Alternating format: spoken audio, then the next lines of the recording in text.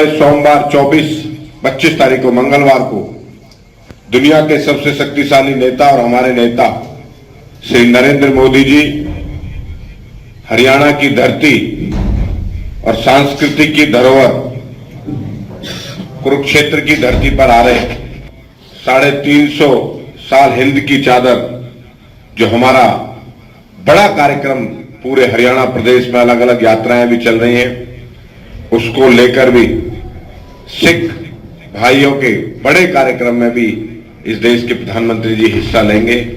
हम सीना ठोक के डंके की चोट पर कहते हैं कि नरेंद्र मोदी ने इस देश को आगे बढ़ाने का काम किया। खेल मंत्री गौरव गौतम ने किया भाजपा कार्यकर्ताओं को संबोधित। दुनिया के सबसे बड़े नेता के स्वागत की तैयारियों पर दिया जोर।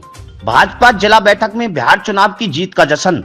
आत्मनिर्भर भारत और 25 नवंबर के शहीदी दिवस कुरुक्षेत्र में कार्यक्रम की तैयारियों पर जोर। नमस्कार दर्शकों, आप देख रहे हैं एसएस न्यूज का डिजिटल मीडिया प्लेटफॉर्म।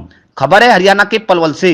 हरियाणा के पलवल में आयोजित भारतीय जनता पार्टी की जिला बैठक में माननीय खेल मंत्री गौरव गौतम ने पार्टी कार्यकर्ताओं को संबोधित किया और आगामी कार्यक्रम की तैयारियों के संबंध में महत्वपूर्ण दिशा निर्देश दिए। मंत्री महोदय ने 25 नवंबर को हरियाणा की धरती पर होने वाले एक ऐतिहासिक कार्यक्रम के लिए कार्यकर्ताओं को पूरी तरह तैयार रहने का आह्वान किया, जिसमें दुनिया के सबसे बड़े नेता शहीदी दिवस मनाने के लिए हरियाणा की पावन धरा कुरुक्षेत्र आ रहे हैं। इस अवसर पर जिलाध्यक्ष विपिन बैसला, पूर्व जिलाध्यक्ष चरण सिंह तेवतिया, पूर्व जिलाध्यक्ष जवाहर सिंह सौरोत, वरिष्ठ भाजपा नेता हरेंद्र पाल राणा, मनोज रावत, जिला महामंत्री जयराम प्रजापति, जिला परिषद चेयरमैन प्रतिनिधि नरेंद्र, जिलाध्यक्ष महिला मोर्चा आशा भारद्वाज, जिला महामंत्री जयराम प्रजापति मंच पर उपस्थित रहे। मंच संचालन जिला महामंत्री दिनेश कौशिक ने किया। खेल मंत्री गौरव गौतम ने सभी कार्यकर्ताओं से 25 नवंबर के इस महत्वपूर्ण शहीदी दिवस कार्यक्रम में बढ़ चढ़कर हिस्सा लेने का आग्रह किया।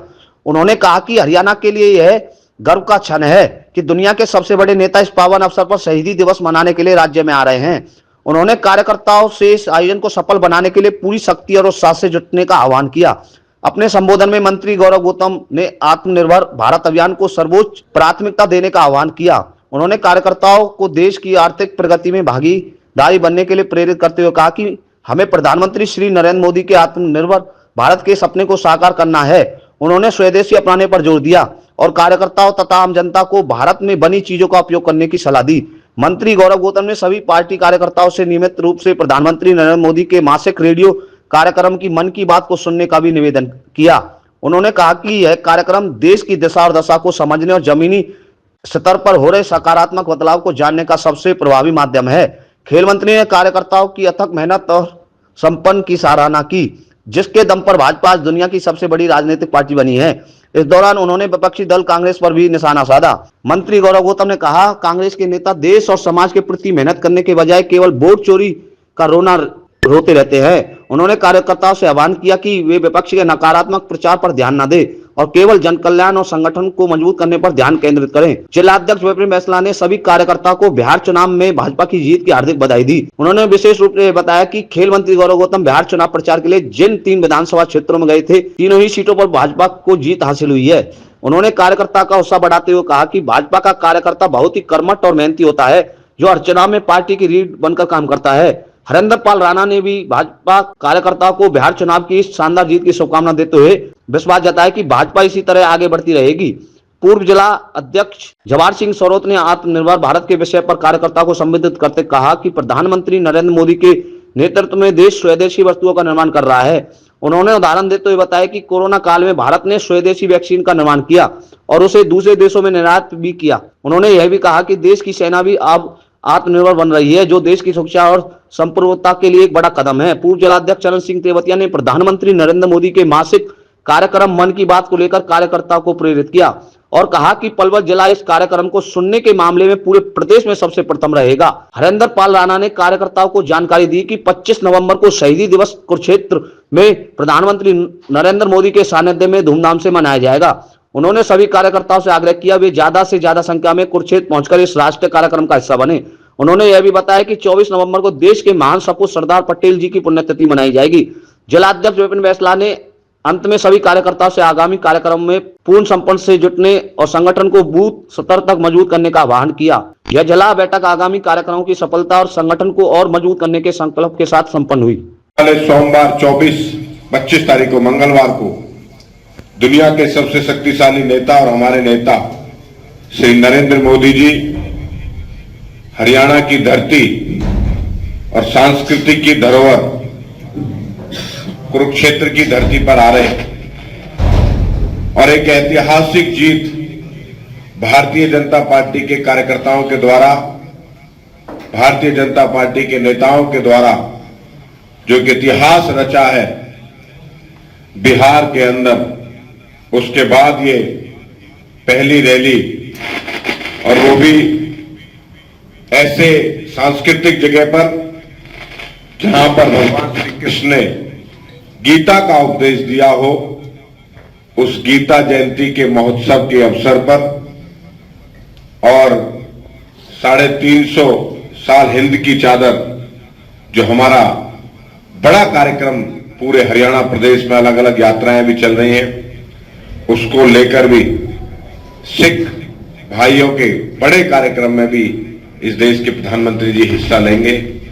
हमारी जो ड्यूटी लगी है, जो पार्टी की निरंतर काम है, भारतीय जनता पार्टी के कार्यकर्ता नेता सब लोग 24/7 24 घंटे, ऐसा नहीं कि इलेक्शन मोड में ही काम करते हैं। बाकी पार्टी आप सबने देखी है, सब लोग जानते भी हो कि इलेक्शन मोड में ही जब कोई चुनाव आता है तो ही काम करते हैं, बाकी नहीं तो ना समाज से कोई लेना देना है, ना पार्टी से कोई लेना देना है, ना किसी कार्यक्रमों से कोई लेना देना है। लेकिन भारतीय जनता पार्टी एक ऐसी पार्टी है जो निरंतर पार्टी के लिए, समाज के लिए, देश को आगे बढ़ाने के लिए, प्रदेश को आगे बढ़ाने के लिए हर कार्यकर्ता जो भी भूमिका जिस पर बन पड़ती है उस भूमिका में अपना काम करता है। और मैं ऐसा मानता हूं कि बहुत सारे कार्यकर्ता पहले भी और अब भी जिनके व्यक्तिगत काम भी नहीं हुए होंगे, लेकिन उसके लिए भी इग्नोर करते हुए, नकारते हुए भी पार्टी के काम में लगातार लगे रहते हैं। और पार्टी की खूबसूरती यह है कि मंच वाला कभी सामने आ सकता है और सामने वाला कभी भी मंच पर आ सकता है। ऐसी खूबसूरती पार्टी की है, ऐसी खूबसूरती हमारी इस पार्टी की है। लेकिन लगातार आप सबको जानकारी दे दिया करो कि दुनिया का कभी सबसे बड़ा राजनीतिक दल थी कांग्रेस, आज पिछलग्गू पार्टी कांग्रेस बन चुकी है। बिहार चले जाओ, पिछलग्गू पार्टियों में, उत्तर प्रदेश चले जाओ, पिछलग्गू पार्टियों में है, तमिलनाडु, तेलंगाना, किसी भी ऐसे प्रदेशों में, बड़े प्रदेशों में चले जाओ, सब पिछलग्गू पार्टी बन चुकी है। वो सिर्फ भारतीय जनता पार्टी के कार्यकर्ताओं की निष्ठा और मेहनत के कारण आज कांग्रेस को इतने पीछे छोड़ दिया। ना नीति है, ना नेतृत्व है, ना नियत है उनकी काम करने की।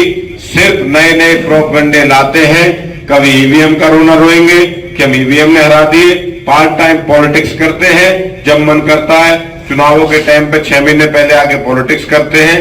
और अब नई रोना शुरू कर दिया वोट चोरी का, कल को फिर कहेंगे कांग्रेस पूरी चोरी कर ली। तो इसलिए इनसे करने की जरूरत नहीं है, समय समय पर आप इनको जवाब जरूर देते रहा करो, क्योंकि राजनीतिक जीवन में हो, सार्वजनिक जीवन में हो, जानकारी हो। और अपनी पार्टी के लिए कोई पार्टी ने, इस हमारे नेता ने कोई ऐसा काम नहीं किया है जिससे हमारी गर्दन नीची हो। हम सीना ठोक के डंके की चोट पर कहते हैं कि नरेंद्र मोदी ने इस देश को आगे बढ़ाने का काम किया, इसलिए सीना ठोक के इन बातों को कहा करो। आप सबके संज्ञान में, आप अपने इलाके के नेता भी हो, तो इसलिए इन सबसे कोई नए नए झूठ लाएंगे,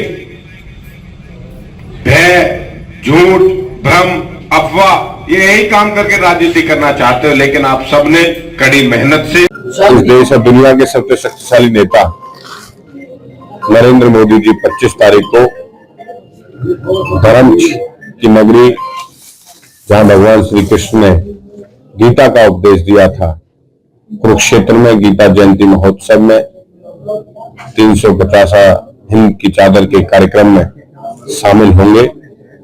और पूरे हरियाणा के हर विधानसभा में पूरा जोश और उत्साह है कि लोग वहां से प्रधानमंत्री जी को सुनने के लिए पहुंचेंगे। और पलवल हमारी तीनों विधानसभाओं, जिले की तीनों विधानसभाओं से 3 से 4 हजार लोग अलग अलग बसेज और गाड़ियों के माध्यम से वहां पहुंचेंगे।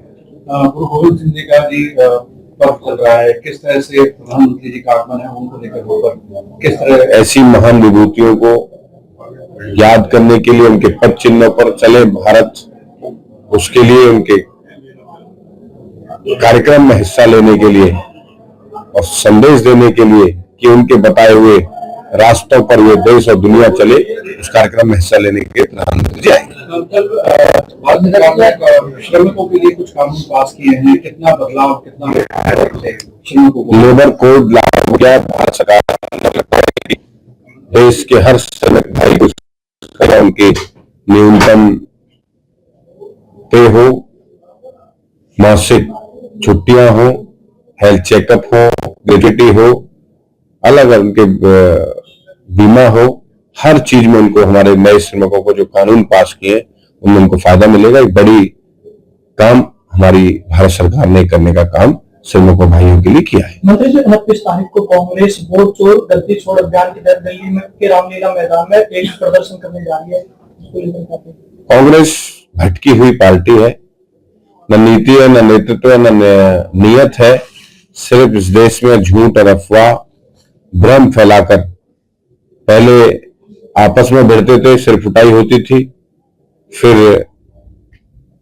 ईवीएम का रोना रोते थे, अब वोट चोरी का रोना रोएंगे। अब किसी और प्रदेश में हारेंगे तो बोलेंगे कांग्रेस जबरदस्ती चोरी कर ली है। तो मुझे लगता है कि पार्टी को, कांग्रेस को इतना सदमा लगा हुआ है कि वो उल जलूल काम करने में लगे हुए हैं।